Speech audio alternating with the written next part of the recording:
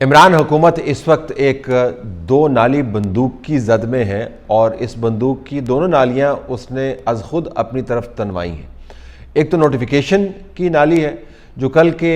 اجرا کے بعد جو فارمل پیپر ایشو کیا گیا وہ معاملہ آپ کو ظاہراً حل ہوتا ہوا نظر آتا ہے، لیکن اس کے زخم جو ہیں وہ اتنے گہرے ہیں کہ آنے والے دنوں میں شاید ان کے نتائج کافی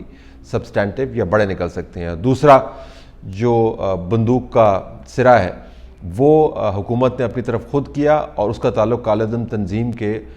اس احتجاج سے ہے جس کی بنیاد وہ معاہدہ بنی جو حکومت نے خود ان کے ساتھ کیا، اور اس کے بعد جب لاہور کے اندر ان کا احتجاج جاری تھا تو شیخ رشید صاحب نے وہاں پر میٹنگز کیں اور اعلانات ایسے کیے کہ جیسے تمام معاملات حل ہو گئے، اور ہندوستان کے ساتھ جیت کے بعد انہوں نے تمام سڑکوں سے کنٹینر ہٹانے کی بات کی۔ تمام ٹریفک کو اسلام آباد راولپنڈی ہدایت کی ہے کہ کنٹینر ہٹا دیے جائیں تاکہ قوم اپنے جشن کو تاریخی طریقے سے منائے، پاکستان کی قوم کو مبارک ہو۔ اور پھر یہ بھی بتایا کہ ٹی ایل پی جو کالعدم تنظیم ہے وہ اصل میں کالعدم ہے چونکہ ہم نے اس کو کالعدم کیا ہوا ہے لیکن وہ بین نہیں کیا ہوا، یعنی بین نہیں کیا ہوا لہذا الیکشن لڑ سکتے ہیں۔ کالعدم تنظیم اس وجہ سے کہ ہم نے کالعدم کیا ہوا ہے۔ تو جب آپ کے سامنے پالیسی میکرز ایسی کنفیوزنگ سٹیٹمنٹس دیتے ہوں تو حالت یہی ہوگی کہ پاکستان کی شہروں کو ملانے والے پل ان کو توڑ رہے ہیں تاکہ مارچز کو روکا جا سکے، پاکستان کے رہائشیوں کے گھروں کے گرد خندقیں کھود رہے ہیں تاکہ احتجاج کو روکا جا سکے، اور جی ٹی روڈ جو ہے پاکستان کے اسلام آباد دارالخلافہ کو دوسرے شہروں سے ملانے والی کلیدی جگہوں کے اوپر پچھلے 6 دن سے بند ہے۔ اسلام آباد کے اندر روزانہ عذاب آیا ہوتا ہے ٹریفک کا کیونکہ آپ فیض آباد کو کھول نہیں سکتے۔ یہ اس حکومت کی اپنی ہینڈلنگ ہے۔ نوٹیفیکیشن کے بارے میں آپ کہہ سکتے ہیں جی کہ مسئلہ حل ہو گیا، چونکہ اب تو جنرل ندیم انجم جن کا نام پہلے آئی ایس پی آر نے 6 اکتوبر کی پریس ریلیز میں جاری کیا تھا انہی کو انہوں نے نامزد کر دیا، لیکن بڑے بڑے سوال یہ نوٹیفیکیشن جو فائنلی جاری کیا گیا کل اس نے چھوڑ دیے ہیں۔ پہلی بات تو یہ ہے کہ اگر جنرل ندیم انجم کا ہی نام دینا تھا تو آپ نے باقی ساروں کے انٹرویوز کرنے کی آپ کو کیا ضرورت تھی، وہ پروسیس سٹارٹ کرنے کی کیا ضرورت تھی؟ کل کی پریس ریلیز اگر آپ دیکھیں تو دوسرا سوال یہ بھی بنتا ہے کہ پچھلے تقریباً 2-2.5 ہفتوں میں جو منسٹرز آپ کو بتا رہے ہیں کہ فائل چل کے بس پہنچ گیا جی اس کے اوپر سائن ہونے والا ہے، یہ تمام منسٹرز جو ہیں انہوں نے آپ کو یہی بتایا تھا نا کہ فائلیں چل پڑی ہیں جی، اس کے اوپر تمام معاملات طے ہو گئے ہیں، بس 1-2 دن کے اندر یہ جاری ہو جانا چاہیے۔ وہ پھر ساری کس قسم کی گمراہ کن گفتگو تھی جو آپ نے پبلک کے سامنے کی، اور پبلک کے سامنے آپ نے اوپنلی جھوٹ بولا کہ ایک پروسیس کا آغاز ہو گیا۔ تیسرا بڑا سوال یہ ہے کہ یہ کون سی اپوائنٹمنٹ ہے؟ کیا پہلا پاکستان کے اندر ڈی جی ایسا اپوائنٹ ہو رہا ہے جس کے اوپر آپ آرمی چیف کے ساتھ 3 میٹنگز کرتے ہیں، جس کے اوپر آپ باقاعدہ انٹرویوز کرتے ہیں؟ اور چوتھا سوال ساتھ یہ ہے کہ انٹرویوز کے بارے میں پہلے خیال یہ تھا کہ صرف جنرل ندیم کا انٹرویو ہوا ہے یا ان کی ملاقات ہوئی ہے اور بتایا گیا کہ یہ نارمل ملاقات ہے، پروسیجر کی ملاقات ہے، یہ آفیشیل ورژن میں آپ کو بتا رہا ہوں۔ پھر آپ نے پریس ریلیز کے اندر بتایا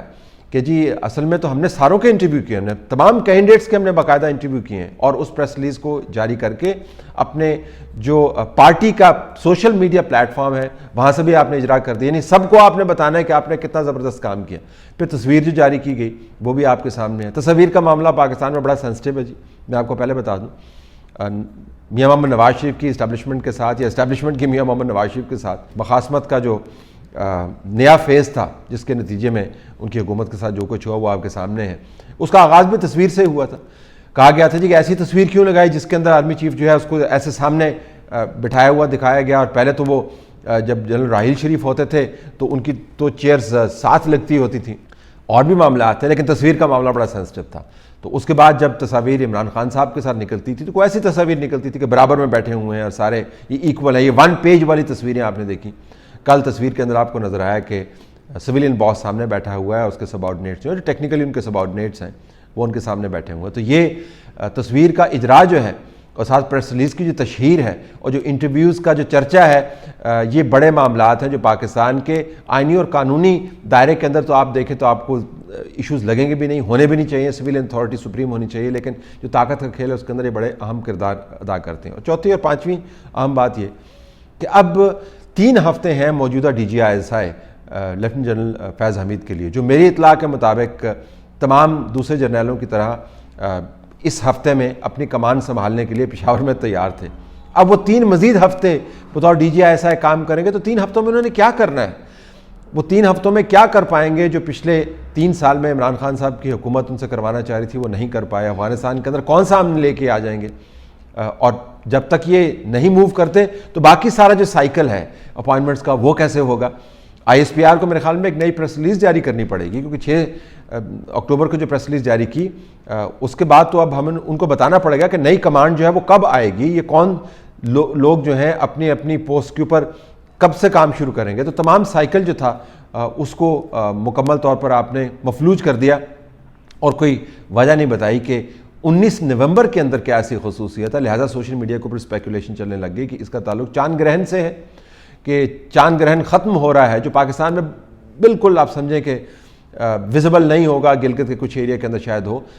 لیکن 10 دن کے لیے ہے اور 19 کو وہ ختم ہو رہا ہے. لہٰذا اس کے مطابق 19 نومبر کی ڈیٹ دی گئی. یہ سوشل میڈیا پر چل رہا ہے. میں نے بھی ایک ٹویٹ کیا, اس کے اندر بتایا کہ چاند گرہن جو ہے وہ کب ختم ہو رہا ہے, کیونکہ سوشل میڈیا پر لوگ متواتر یہ بات کر رہے تھے. تو کیا یہ وجہ ہے؟ اگر یہ وجہ نہیں ہے تو 3 ہفتے رکھنے کی ضرورت کیا ہے؟ اور اس دوران پاکستان کے اندر جو ڈی جی آئی ایس آئی ہے, جس کو پتہ ہے کہ وہ صرف 3 ہفتے کے لیے ہے, وہ کیا کام کرے گا؟ جو کور کمانڈرز ہیں جنہوں نے اپنی جگہ چھوڑ دی ہیں, ڈائن آؤٹ لے لیا ہے, وہ کیا کریں گے؟ جو نیا ڈی جی آئی ایس آئی آنا ہے جس نے کام سنبھالنا ہے فوری طور پر, وہ اس دوران کیا کرے گا؟ یہ تمام کا تمام ایشو جو ہے ظاہراً تو آپ کو حل ہوتا نظر آتا ہے, لیکن حل نہیں ہوا. ویسے ہی حل نہیں ہوا جیسے آپ نے کالعدم تنظیم کے ساتھ معاہدہ کیا, اور ہم نے اس وقت بھی وارن کیا تھا کہ ایسی باتیں نہ کریں جس کے اوپر آپ کی نیت نہیں امپلیمنٹ کرنے کے لیے, یا امپلیمنٹ آپ کر نہیں سکتے. انہوں نے کہا جی نہیں, آپ کو پتہ نہیں ہے سچویشن ڈیفیوز کیسے کرتے ہیں. تو ڈیفیوز کرنے والوں سے جو بات چیت ہے وہ میں آپ کو بتا رہا ہوں. ڈیفیوز کیا, معاہدہ کیا, ان کی قیادت کے اندر تبدیلی آئی, خادم حسین رضوی اللہ کو پیارے ہو گئے, بیٹا ان کا سامنے آ گیا, جواں سال آدمی ہے, اسی گدی کو انہوں نے انہیرٹ کر لیا, اس کو جیل کے اندر ڈال دیا, پھر کورٹ سے انہوں نے اپنی ریلیز کے آرڈرز لے لیے, اس کے اوپر حکومت بیٹھ گئی, پھر احتجاج شروع ہوا, توڑ پھوڑ